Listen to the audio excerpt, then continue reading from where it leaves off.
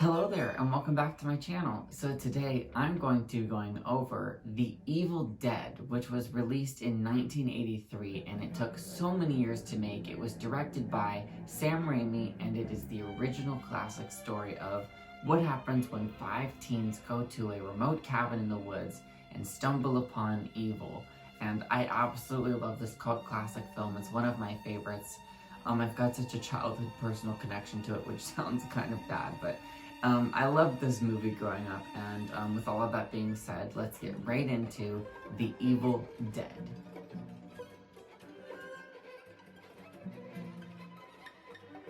I remember whenever I was about 14 or 15 years old, whenever the 2013 movie of Evil Dead remake was coming out, and on YouTube there was all these advertisements, and I was like, whoa, that looks scary. So I wanted to know about it, and I googled it, and I found the original movies. I was living in Ohio at the time, and the scenery of this movie exactly looks like where I grew up as, and the kind of little short film things that I used to make whenever I was growing up. Everything I did when I was younger was heavily inspired by this. To me, there's just something so comforting about the story of 5 teenagers or whatever it is, like a group of kids going into the woods and just having like this night of horrific terror like fall upon them. That's happened to me in my life many metaphorical times and like actual times as well. Not like in a slasher or like, possession way, but it's just funny how many different ways that we can relate our real lives to horror and why it's so fun to watch. So immediately getting there, we have all of these nice shots of like the road and like the lake and the cabin and getting there. And I like how the branches scrape across the camera, almost like a foreshadow to like what's gonna happen later. It was very low budget, you can tell. It actually took them 3 years, I think, to make this movie because the budget was raised entirely by the cast and crew themselves and the families of them, and they kept having to do pickup shoots because they couldn't shoot it all at one time. And it's a pretty amazing story, and I was just watching it the other day, and it is so much of a slow burn. That's what I really appreciate it for, is because there's this whole aspect of them showing up and just establishing everything, and it's still so creepy and it's still unnerving, that join us every few minutes that's really haunting. And I love that. I love how the camera angles move through the woods so demonically and swooping like. There's nothing like that that's ever been done before. This movie literally revolutionized filmmaking history. It was rated NC-17, and it's no wonder why. Could you imagine seeing this in 1983? People must have been throwing up and gagging. I just watched this the other night, and it was still a lot for me and my boyfriend. He was like, Jesus, this is ridiculous. He's like, the one thing I love about this movie is the practical effects. And I was like, I know, right? It's beyond, it's over the top. It makes it everything. You can tell they really gave their all in this, and I just love that. And because of that low budget aspect, there's that part of me that went to film school that always gets that antsy feeling that's like, oh my god, I can make this. It gives me hope. It's one of those feel good, nostalgic, achievable, but yet beyond capable films where it literally defies reality. I can't even believe the things that they capture on this. It's magical to this day. I love watching this movie. I think it's one of the best horror films ever, and right whenever they find out that the cellar is weird and she's drawing the things of the book, that's when it gets so interesting. I love the music, the score. Watching it back this time, I had a really big fascination with it, and even though I'd seen this many times, it's been a couple years since I revisited it, and I got jump scared quite a few times actually. And I heard the music on my big flat screen this time, and it's just a lot different than watching it alone at my bedroom quietly, trying not to piss anybody in my house off. Because my grandma would always be like, turn that shit off! But I loved it. I would never stop watching horror movies, and she knew that. But it was the best just watching all of this chaos play out. And I love seeing it and hearing it in such high quality. The possessions are happening one by one, and Cheryl, which is Ash's sister, is the first to get the worst of it. She ends up running into the woods and getting attacked by them and coming back and end up flying around the room.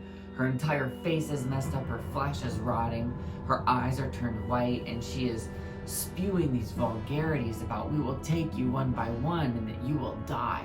And it's just so frightening and awful, and to this day I still love watching it because it's such a creepy, horrific vibe, and to watch these events play out is so unnerving.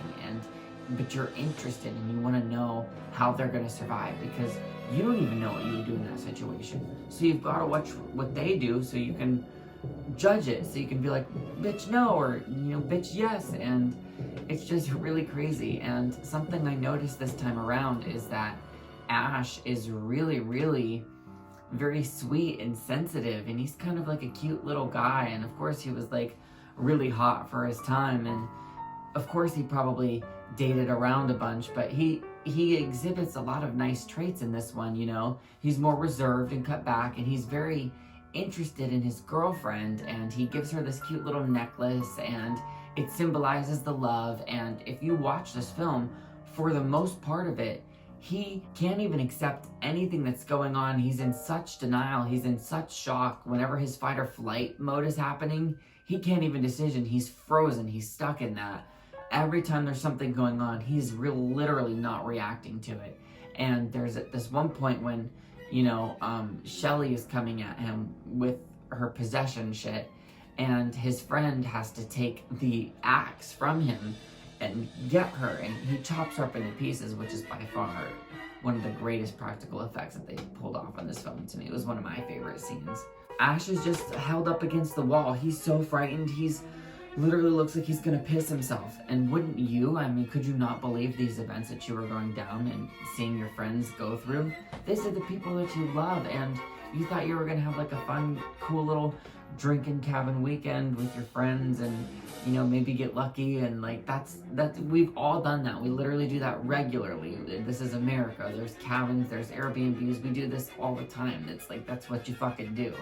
And to have this be what plays down for you, of course it changes you. And I kind of see that he was a sweet person at first, and through all of this he kind of steps up, and when he's trying to when he's trying to give his friend water and realizes that I'm giving water to a corpse, like his friend is gone, like that's when his denial breaks. And you're at the point in this movie where there's no turning back. That's what my boyfriend calls the point of no return, where you're so involved in the story and the character can't deny what's happening to them anymore. They have to accept the shit that's been going down. I love that there is all of this like carnage going around, and Ash is the final guy. That's one of the rare times whenever I like seeing a male as the final character, and he does it really very well. And hats off to Bruce Campbell. He holds this franchise so strong. And I'm really just amazed with all of the blood and the gore and the basement scenes and the filling up with it, and just that last 10 or 15 minutes of Ash running around the cabin alone are horrific. And like the practical effects with the mirror, there are so many things that happen in this movie that are completely disturbing and mind-altering and questionable, and it's such a mind fuck. You have no idea where to go or what to think with it. And even to this day I was watching it, and my boyfriend leaned to me and he was like, what the fuck are we watching? He was like, this is from the 80s. And he leaned to me after it was over and he said, I've never seen an NC-17 film before, and this was one of the best. He fucking loved it. I can't wait to show him the second one. And I just really appreciate this last, finale of it. It's just such great cinematic American horror, terror, film, greatness, whatever you want to call it. It was meant to be. It was destiny, and I really love the filmmaker's aspect, the craft, the way that you can see that the camera was held. It almost feels like an official fan film. Like it just, but it's so, production-y at the same time. Like I really, really, really appreciate the efforts, because I went through film school. I know what it's like hauling C-stands and flags and all of this heavy equipment and camera, and only being there with 5 people, asking someone, can you hold this flashlight up whenever I'm doing this? And doing it 9 times because you don't have the money, and you can't even pay people, you can't even give them food correctly. Like you're just relying on the fact that they love you to get this done, like that you all love the project. And if it wasn't for that, then this wouldn't exist. And it's such a testament of cinema history to me, and so it's one of my favorite things to watch. Revisiting it again the other night was one of the best times ever, and I can't wait to watch it again. I love how he takes charge, and how whenever he's burying Linda and that whole scene with the graveyard, that's one of my favorite parts. One of the scariest things you can do in a movie for me is like show a body or show someone like burying someone in the ground or in the dirt. That concept of being in the earth, to me, in the soil, completely covered up, that's such a weird concept. I can't understand it, with like the cross on top of it and, you know, the purple sky background, and sometimes it's black and that moon. It's so crazy. It's such an eerie vibe with the fog and like the red lights, and it feels very demonic. The presence feels completely there, and I totally love that. Okay, these last couple of things. The Necronomicon, that is one of the best parts for me.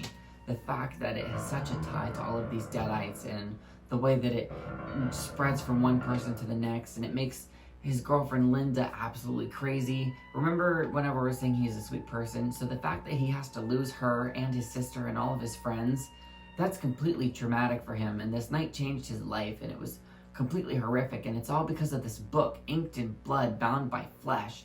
And it's terrifying.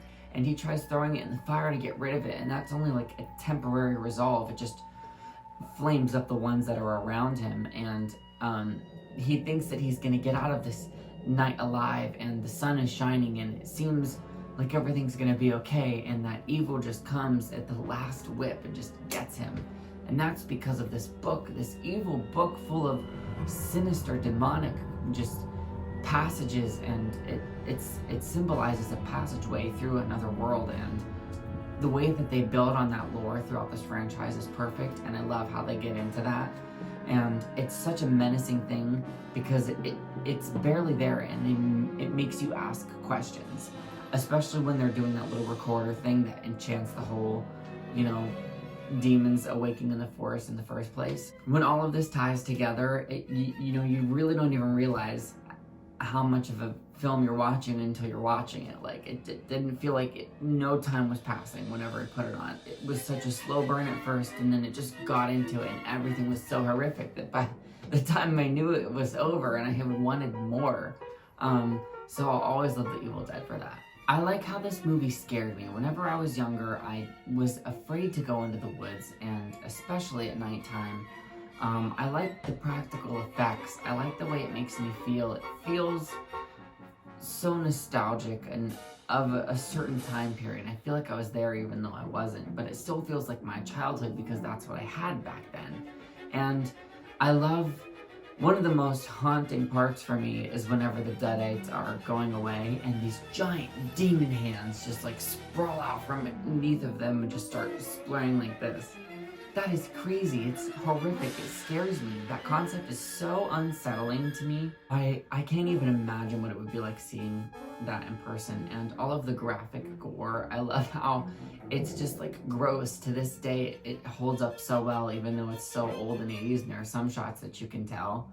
One of my absolute favorite parts is her being in that, you know, cellar with her face just cracked in between there with the chains. That's some of the best parts. And the way that they introduce a chainsaw at the end of this, and they never knew there was going to be another one, you know, maybe, probably they doubted, but the fact that they built on that and that the chainsaw has become so iconic with this franchise, I bet, you know, I bet nobody even knew what was in their hands back then.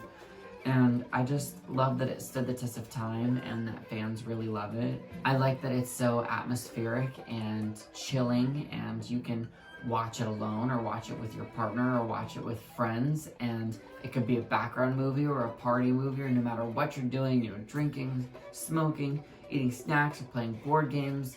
It would be a great movie to throw on and just talk about, kibitz about, joke about, laugh about. It's so perfect, and it's one of those things I call it like a sleepover movie. One of the things you put on that's like, ooh, and you watch with your friends and eat popcorn and get scared, and then you gotta put something better on afterwards so you can fall asleep, like putting on SpongeBob or something. This is my DVD of The Evil Dead, and I got this at Walmart whenever I was 13.